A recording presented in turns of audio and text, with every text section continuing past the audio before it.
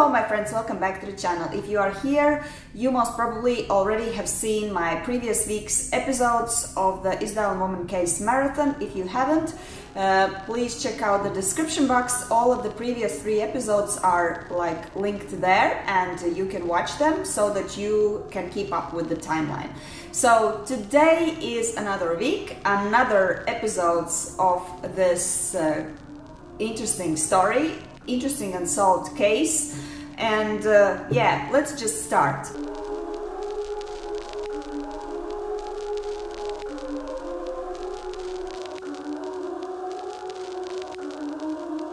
So in the previous video we stopped at the place where I was talking about DNA analysis and how important it would be to find some kind of relative in order to learn more about Isdalen woman's identity.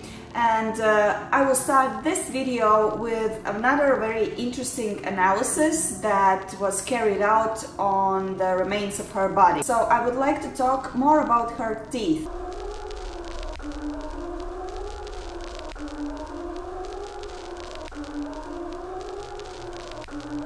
Remember, in the previous video I was talking about her teeth, and that it was noticed that she had a very specific dental work done, and it was kind of one of the tasks to trace where did she actually had this dental work done, because it obviously wasn't Norway. The science has definitely moved forward since 1970, and now it is possible to analyze teeth, and according to the consistency of the teeth, you can tell the region from which the person is actually coming from. It's a very complicated science. I will not dive into that more specifically, but this analysis, as I said, can help you to understand from where this Isdalen woman is coming and what was her real age. So the isotope samples from Isdalen woman's teeth were sent to a Dutch specialist who is working in Australia, and he was completely unbiased. He didn't even know that he is analyzing the Isdalen woman's teeth. As a result of this analysis, he could create a map of the places where she has been and most probably where she was born. So the results showed that she had spent her childhood somewhere in the southeastern part of Germany. More specifically, it looked like she's coming from Nuremberg area. And also the analysis showed that somewhere in between her childhood and her teens, she started to move around. This was the time when the Second World War was taking place, and during that time the analysis showed that she was visiting UK, Germany, France, Belgium, some part of Spain, Italy, and many other places. Also, Bergen police, of course, has the sources related to modern science and investigation. And so in the podcast, the investigative journalists contacted the head of forensic department of Bergen police, and he talked about C14 method. So in short, the C14 method or radiocarbon method is a method where radiocarbon is used in order to determine an organic object's real age. They took the samples from Isdalen woman teeth and they sent it to Sweden in order to make this analysis on her teeth. If you remember from my previous episodes, it was kind of suggested that she might be at the age between 25 and 30, but these C14 analysis showed that her age actually could be even up to 45, and this was quite surprising because during all of these years we thought that she is quite young. But now we are a little bit confused because we do not actually understand what was her real age. So maybe she was even older than we were thinking. Now the next topic I'm going to talk, it's going to be a little bit long, and we are going to talk about the strange man that this Isdalen woman had some kind of encounters or meetings. In general, when talking about Isdalen woman, we always think about her that she was always alone in the hotels and walking around alone, and also she died alone. But there are many witnesses that say that she actually had some meetings with some very suspicious and strange men. So let's dive into that topic.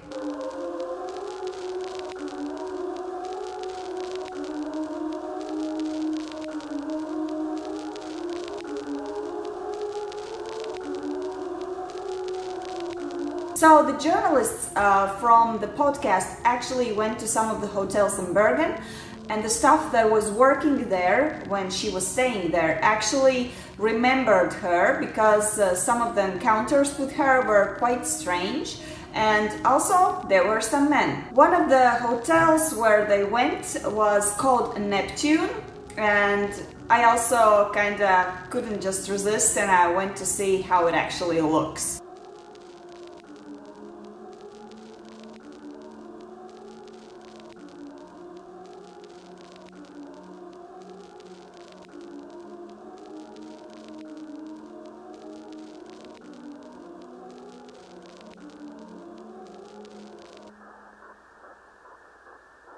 Her registration form says that she calls herself as Alexis Zarna Merches.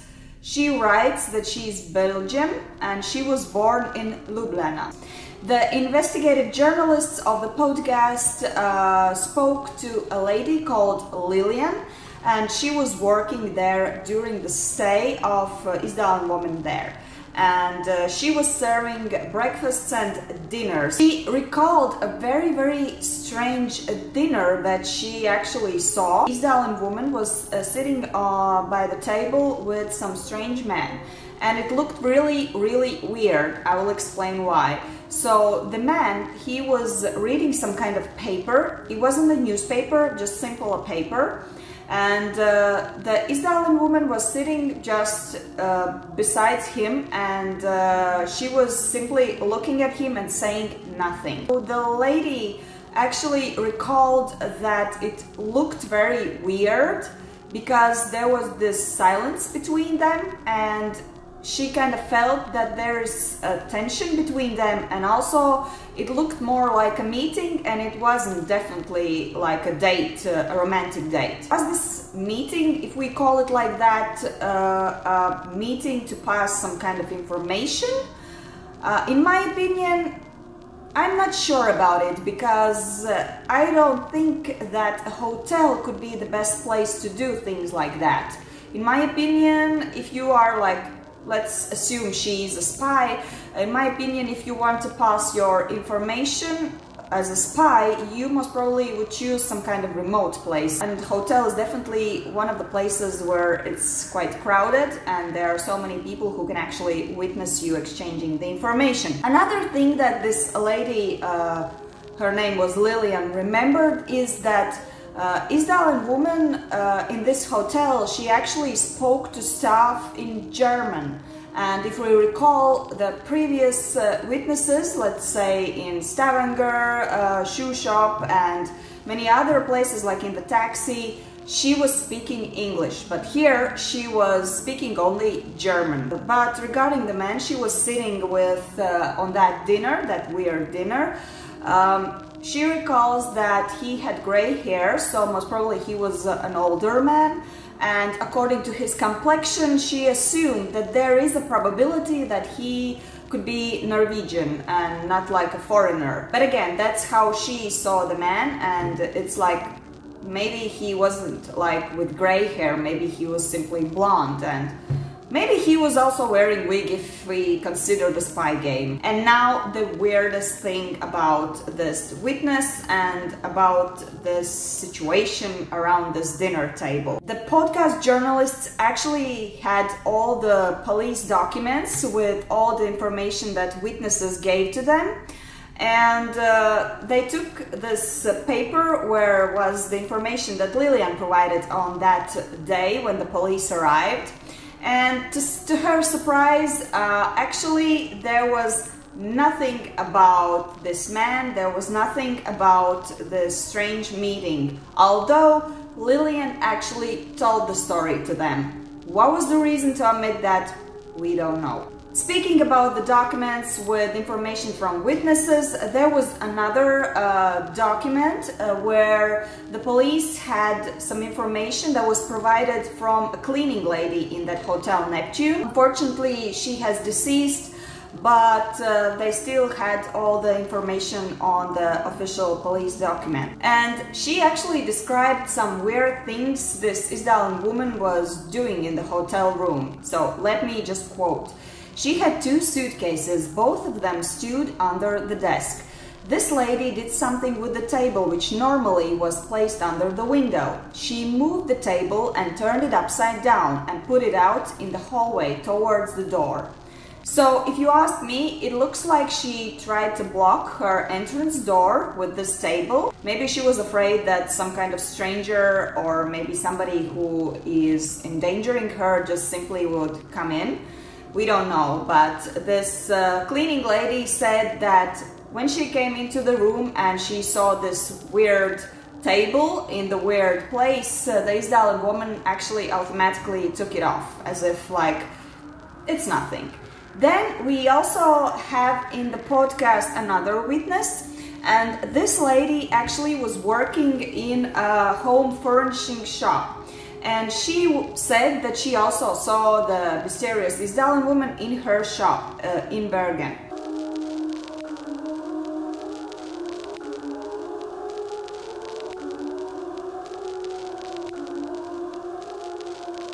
And she said that Isdalen woman was in a company of some kind of man, and they wanted to buy a mirror. They were discussing and arguing about which mirror to take, so quite casual, and she noticed that they were speaking in a strange language, and I quote, "Even if I don't speak, I felt like it wasn't Italian, it wasn't English, it wasn't German. She looked Eastern European. It was not like they were friendly to each other. They did not sound friendly." She characterized the man that was in the company of Isdalen woman as dark. So this might not be the same man that she was having dinner at the Neptune hotel. But again, let me just say, I think that if it was a spy game, allegedly, if it was a spy game, they both could wear wigs anywhere where they were going. So maybe that was the same man, we don't know. Another hotel where Isdalen woman was staying was from November 18th up to November 19th, so one night. And it's also in Bergen. It's called Rosenkrantz Hotel, and she was staying there under the name of Elisabeth Leihover. She stayed in the room 426.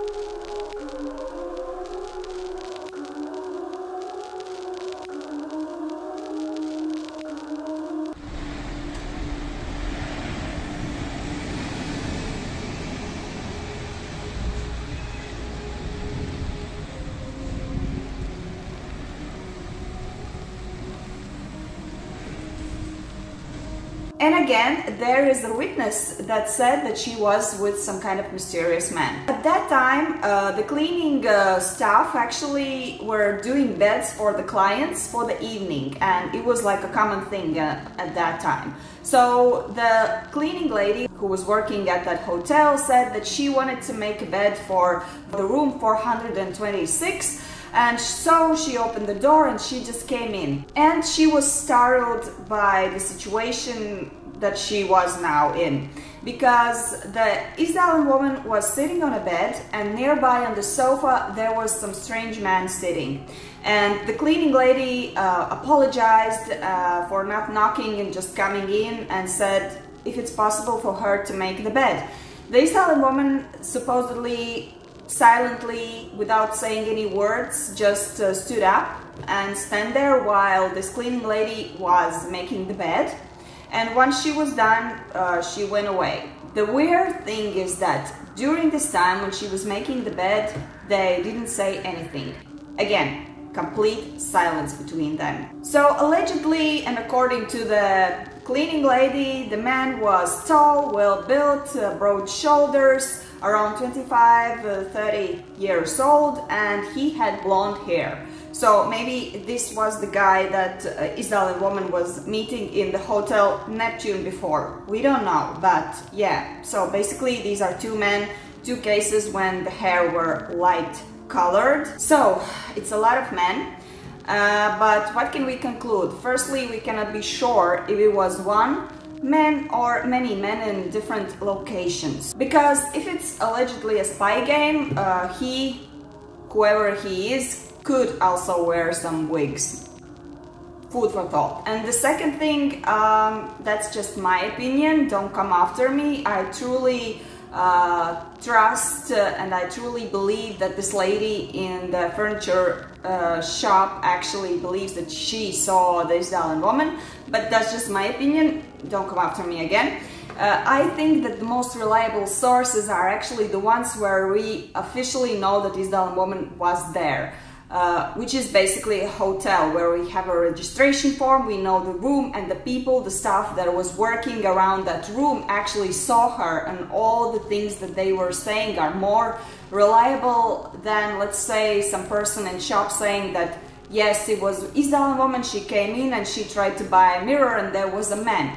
Because we don't know officially. There weren't no cameras as we have now in the shops, and also she was relying more or less on some sketches, some drawn sketches. These were not even photos of her face. So maybe actually these were just simply two tourists just buying mirror, but we don't know. So this is just like my comment on the thing, and yeah, this is why I feel like I can rely more on the witnesses from official sources. Continuing about hotels, and we are coming to the end of this episode. She moved from this hotel Rosenkrantz, where she stayed for one night, to another hotel in Bergen, which is on the other part of the port, and the hotel was called Hotel Hordaheimen, and officially it's like the last hotel where she registered in.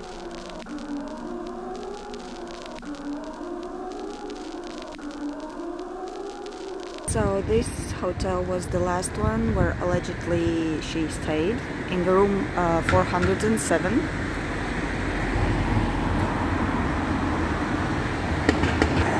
So according to the staff of the hotel, they said that every time she left the room, she left a chair outside, and she also was smoking a lot, long cigarettes that were unusual for Norwegians at that time. So yeah, this is the hotel. There she again was Elizabeth Lehoven. The registration form actually looks very different from all of the previous ones we have from different parts of the world where she was registering in. The difference is in the way how she was writing. So if we look at how she was writing, then we can notice definitely that her writing is completely different looking. The letters are larger, she writes completely differently, so as if it's completely different person. Maybe she was in rush, maybe she was worried, maybe she was endangered, and this is why her way of writing also changed. We do not have answers to all of these questions, but the fact remains a fact. Hotel Hordaheimen was the last hotel where she checked in before she was found dead in the Isdalen Valley.